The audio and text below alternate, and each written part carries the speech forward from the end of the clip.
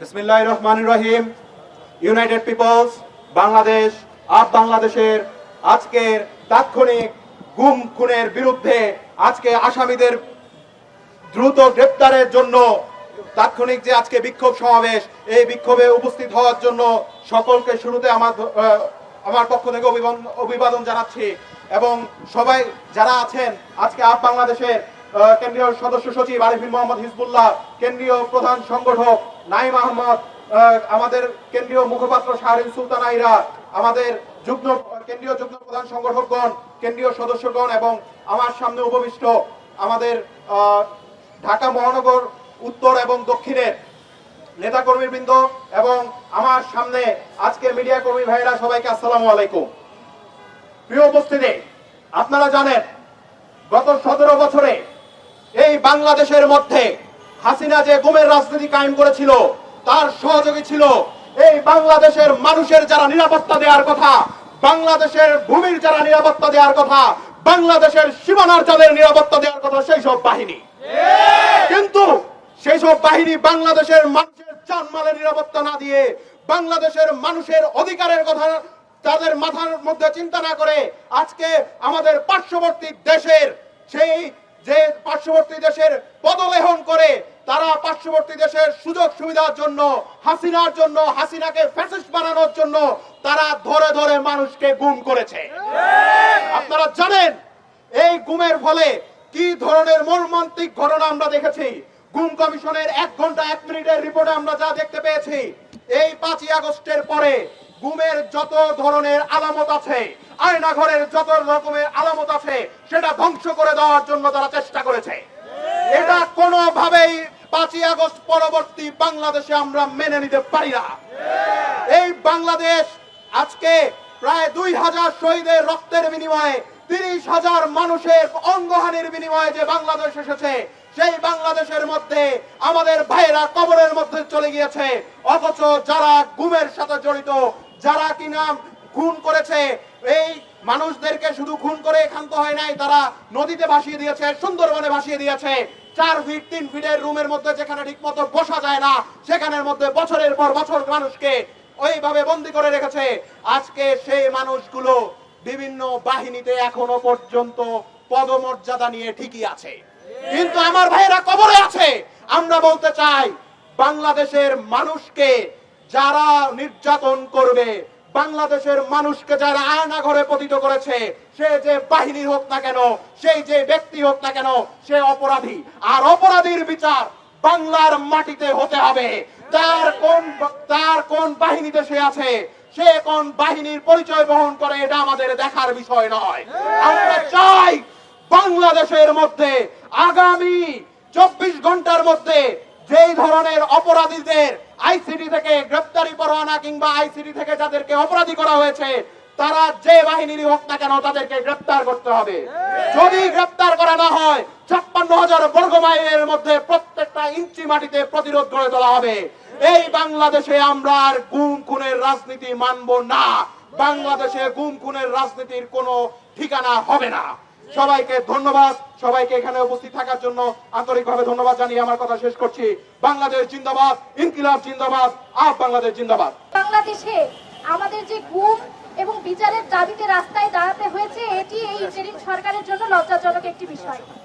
আমরা কি এই সরকারের কাছে শুধুমাত্র একটি নির্বাচনের আশা করেছিলাম? এই সরকার এখন শুধুমাত্র নির্বাচন ছাড়া আর কোনো বিষয়ে হস্তক্ষেপ করছে না বা মাথা ব্যথা নেই। আপনারা দেখবেন গুমের যে ভিডিও বা আমরা যে প্রতিবেদন দেখেছি, সেটা দেখার পরে আমার মনে হয় না বাংলাদেশের একটি মানুষও আছে যাদের ভেতরে এই ক্ষোভ জন্ম হয়নি যে দীর্ঘ 17 বছর ধরে আওয়ামী লীগ সরকার আমাদের উপরে কি ধরনের দমন নিপীড়ন করেছে। এই যে আওয়ামী লীগ সরকার দীর্ঘ 17 বছর টিকে ছিল, এই টিকে থাকার পেছনে তাদের অন্যতম হাতিয়ার ছিল গুম। সেই গুমের যদি সঠিক বিচারের জন্য আমাদের এখন জুলাই পরবর্তী বাংলাদেশে বিক্ষোভ করতে হয়, এর থেকে দুঃখজনক বিষয় আর কিছু হতে পারে না। আমি আহ্বান জানাতে চাই অন্যান্য সকল রাজনৈতিক দলগুলোকে, দীর্ঘ 17 বছর ধরে আপনাদের নেতাকর্মী যে পরিমাণ নির্যাতন, নিপীড়ন এবং গুমের শিকার হয়েছে, আপনাদের উচিত ছিল কালকে যখনই আমরা জানতে পেরেছি যে ওয়ারেন্টভুক্ত আসামিরা দেশ ছাড়তে চেষ্টা করছে এবং উদ্যত হচ্ছে, আপনাদের সকলের উচিত ছিল আপনাদের রাস্তায় নেমে দেওয়া, আপনাদের দাবি তোলা। কিন্তু দুঃখজনক বিষয় দেখুন যে আমার মনে হয় না বাংলাদেশের কোনো রাজনৈতিক দল এখন ভোট ছাড়া অন্য কোনো বিষয়ের প্রতি মাথা ঘামাচ্ছে। অথচ তাদের উচিত ছিল তাদের নেতা কর্মীর উপরে হওয়া এসব দমন নিপীড়ন এবং সাধারণ মানুষের ওপর যে গুমের নির্যাতন নেমে এসেছিল দীর্ঘ 17 বছর, তার প্রতিবাদে রাস্তায় নেমে আসা। আমি এই সরকারের প্রতি উদাত্ত আহ্বান জানাবো এবং সরকারকে এক প্রকার হুঁশিয়ারি জানাবো যে বাংলাদেশে এই গুমের যে সংস্কৃতি তৈরি হয়েছিল তা সঠিক বিচারের মাধ্যমে নির্মূল করতে না পারলে এই সরকারের বিরুদ্ধে আবারও ছাত্র জনতার মাঠে নেমে আসবে। যেই সরকার, বাংলাদেশ সরকার, যেই ছাত্র জনতার সরকার, তাদের বিরুদ্ধে রাস্তায় নেমে প্রতিবাদ করাটা আমাদের জন্য খুব একটা আশাকর জিনিস ছিল না এবং হবেও না। আমরা সেনাবাহিনীর প্রতি আহ্বান জানাবো, জুলাইয়ে যে সেনাবাহিনীর প্রতি ছাত্র জনতা বিশ্বাস রেখেছিল, আশ্বস্ত ছিল, সেই সেনাবাহিনী তাদের যে অন্তর্ভুক্ত ওয়ারেন্টভুক্ত আসামি আছে এবং সেনাবাহিনীর সদস্য কিন্তু আছে, তাদেরকে তারা বিচারের আওতায় আনবে, তারা এই বিচার কার্যক্রমে সহযোগিতা করবে এবং সেনাবাহিনীর ওপরে যে কালিমা লিপ্ত হয়েছে এই বিচারের মাধ্যমে তারা তা থেকে উন্মোচিত হবে।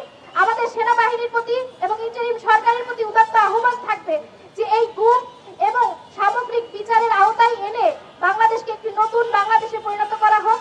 নির্বাচন পূর্ববর্তী সময়ে যাতে আমরা দৃশ্যত বিচার কার্যক্রম দেখতে পারি এবং বাংলাদেশের মানুষ যাতে পরবর্তী সময়ে আর কখনো এই সংস্কৃতির অন্তর্ভুক্ত হবে না, গুমের শিকার হবে না, তার নিশ্চয়তা বাংলাদেশের মানুষ চায়।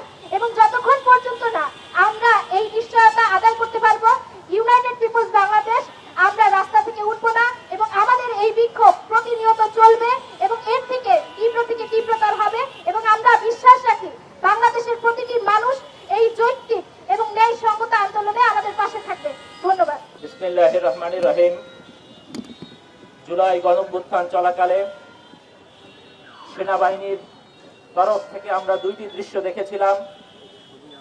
আমরা দেখেছিলাম সেনাবাহিনীর কিছু পথভ্রষ্ট সৈনিক, কিছু দুষ্কৃতিকারী আন্দোলনকারীদের উপরে অবৈধভাবে অনুমতি ব্যতীতই গুলিবর্ষণ করেছিল।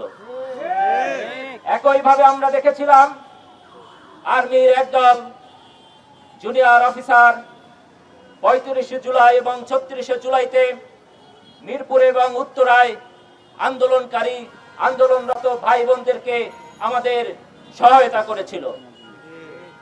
কিন্তু দুঃখের সাথে বলতে হয় 36 জুলাইয়ের রক্তক্ষয়ী এই অভ্যুত্থানের পরে উভয় পক্ষের একই দৃশ্যপট আমরা দেখতে পাচ্ছি। যারা গুলি চালিয়েছে আর যারা অভ্যুত্থানের পক্ষে কাজ করেছে উভয় শপথে বহাল আছে।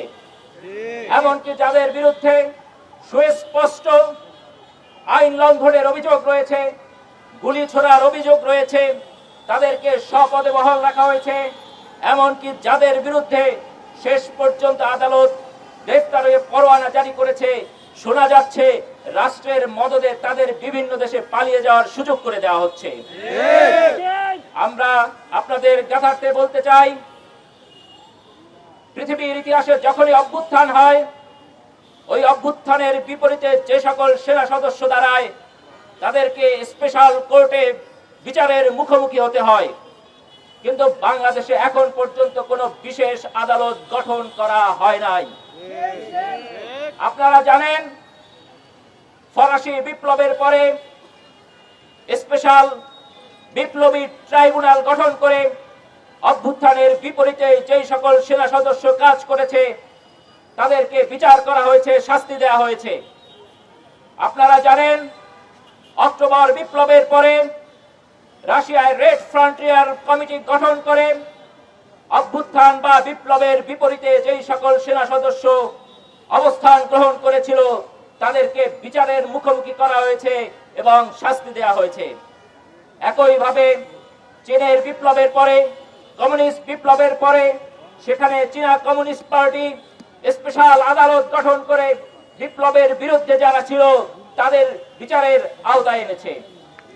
সর্বশেষ বলতে চাই, আমাদের বাংলাদেশ স্বাধীন হওয়ার পরে 1972 সালে রাষ্ট্রপতির আদেশ দ্বারা একটি আইন গঠন করে আমাদের স্বাধীনতার বিপক্ষে যেই সকল মানুষ অংশগ্রহণ করেছে, ভূমিকা পালন করেছে, আমাদের স্বাধীনতার বিপক্ষে যারা অস্ত্র ধরেছে তাদেরকে বিচারের আওতায় আনা হয়েছিল এবং প্রায় 37,000 এই দুষ্কৃতিকারীকে গ্রেফতার করা হয়েছিল।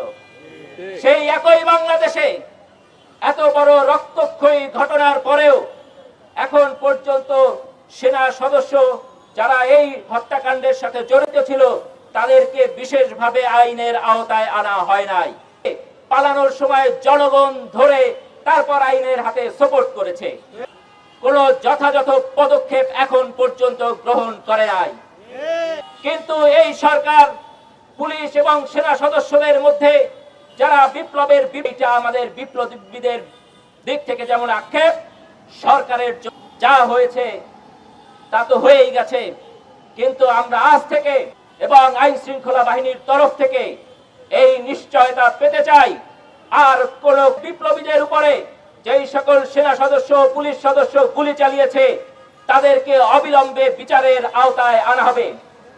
আমরা আশ্বস্ত হতে চাই যুদ্ধাপরাধ ট্রাইব্যুনাল যাদের বিরুদ্ধে গ্রেফতারি পরোয়ানা জারি করেছে আইন শৃঙ্খলা বাহিনী তাদেরকে গ্রেফতার করতে সর্বাত্মক সহায়তা করবে।